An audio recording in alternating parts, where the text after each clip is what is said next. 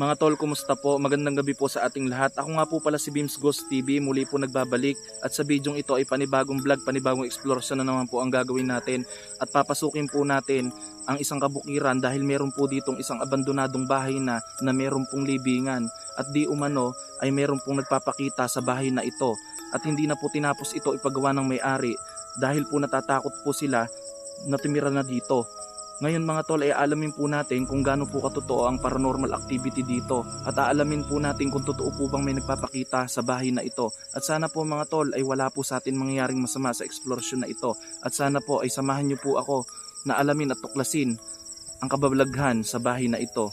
Hindi na po natin patatagalin ang bidyong ito. Let's go!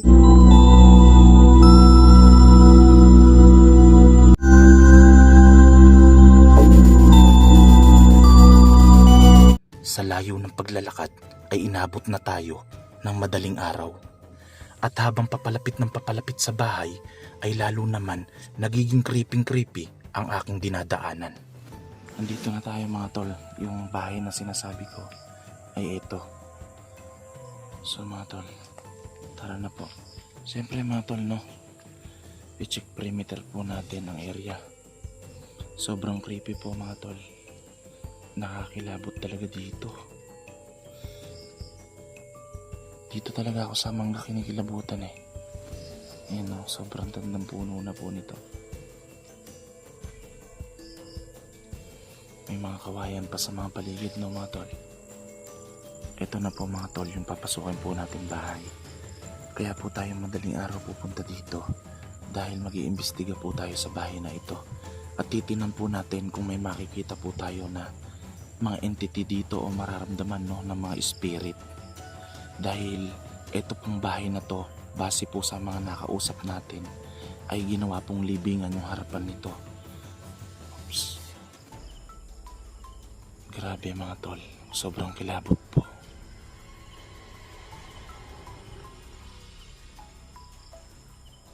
Parang meron pang lapida dito. Sakto mga tol no. Mag-aalas 3 na ng madaling araw. Uy. Parang may gumagalaw doon mga tol no. Kaya kanina pa ako lumalayo dyan nung andun tayo sa may kanina nung nag-umpisa tayo no. Kasi mga ganitong oras po naglalabasan yung mga ahas no. Lalo na po pagkatahimik po yung paligid. Ayun mga tol. Pagkatapos ko marinig na merong gumalaw sa aking paligid ay tila parang ako ay pinipigilan na humakbang patungo sa abandonadong bahay. At dito ay nararamdaman ko na ayaw niya akong patuloyin sa bahay. Mag-iimbestiga po tayo sa bahay na ito at papasukin po natin ito mamaya. Yung buong area po nito. Uy, ano yan? At pagkatutok pa lamang ng flashlight sa bintana ay meron na agad akong nahagip. Wala, parang may nakita ako mga tol. Parang may nakita ako doon. Tara mga tol, papasok tayo. Grabe mga tol, kinikilabutan ako.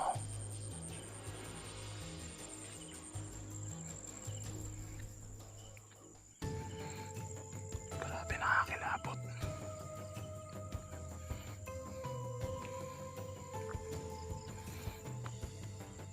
2:37 na mga tol. Malapit na mag alas 3. Pagka alas 3 na madaling araw ay malalakas na masyado yung mga kaluluwa. At dito ay nakakakuha na sila ng lakas no, para sila ay magparamdam. Mga tol, may mga nagdadaan na pong sasakyan sa karsada no. Malayo po tayo sa karsada. Medyo tahimik na po at malamig na po no. Kinikilabutan ako mga tol.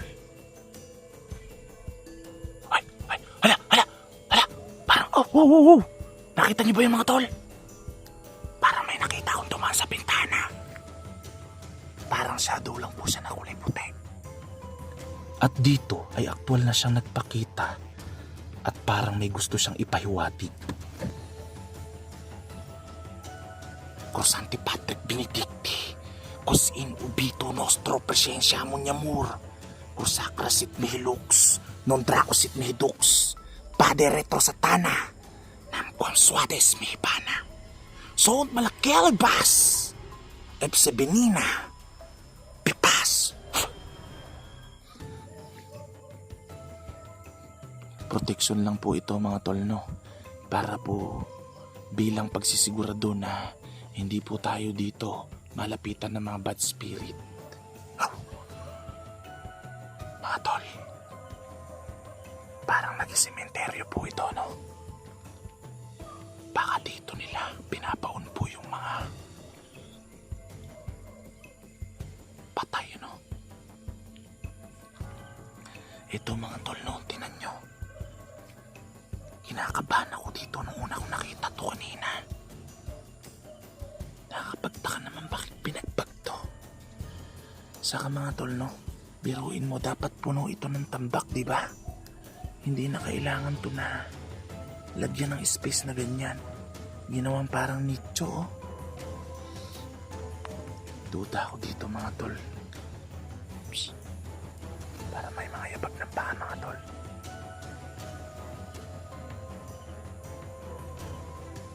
Ano ba yun? Parang may nakikops. Signal siguro. Ayun mga tol, oh, may mga simento pang timigas.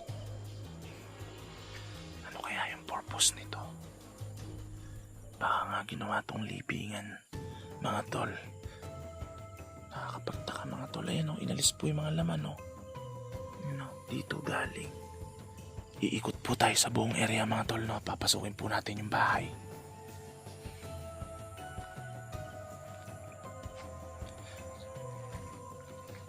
Kinikilabutan ako. Pati yung hagdan, parang nagbabibrate, no? Pag tumatapak ka na. Oops. Hello? Hello? Makikiraan lang po. Sa mga spirit po na nakatira dito, huwag po kayong mag-alala. Handa po akong tumulong sa inyo. Para po maipagdasal kayo. Kaya po ako nandito. Dahil yun naman po ang aking layunin sa aking mga ina-explore. Mapapansin nyo mga tol, hinahanap ko yung hagdan no, sa isip-isip ko. Wala. Oh, may gumakalat, oh.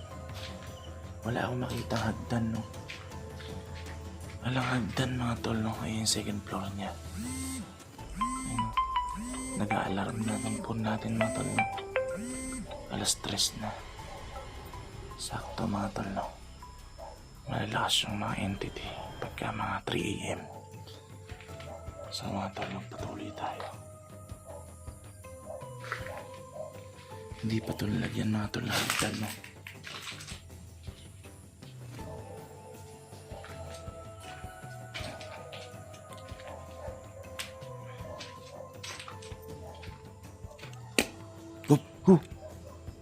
Makaluskus mga tol. Dito galing. Hello? Napakataas nito mga tol, no? Ayan, no? Diba? Para may mga naririnig ako ng mga makalabog. Sino yan? Nandito ka ba sa loob ng bahay? Huwag ka mahihiya magparamdam, tutulungan kita. Kung nandito ka ay magpakita ka sa akin. Huwag ka mag-alala. Ako nga pala si Beams Ghost TV na handang tumulong sa mga natrap na spirit. Ngayon ay gagamit ako ng EMF, ng electromagnetic fields para makausap kita at malaman ko ang mga gusto mong sabihin at iparating sa akin. At kung bakit ka nagpapakita dito. So mga tol, no, gagamit po tayo ng EMF. Ito po ay may mga words, no, na pwede po silang pimili ng words dito sa pamamagitan po ng pagkuha nila ng lakas po sa atin o kaya sa atin mga gamit na gadget, no, para po makabuo po siya ng elektro.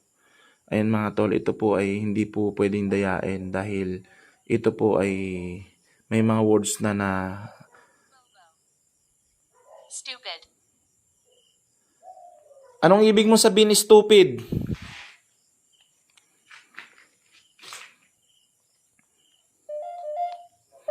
So ayan mga tol, no? Bigla pong tumaas yung magnetic niya. Cold. Oo, talagang malamig ngayon dahil umaga na. Ano ba ang pangalan mo? Pwede ko bang malaman? Kinikilabutan ako mga tol, nandito siya sa malapit. Dito mga tol, no, ay may maririnig ka mga footstep. Kumakaluskos. Cat. Okay, ikaw si Kat. Ano ang iyong kinamatay dito? Sige, kumuha ka ng words para ikaw ay aking makausap. Grabe mga tol. Nakipag-usap siya sa atin. Sige Kat, magsalita ka. Huwag ka matakot.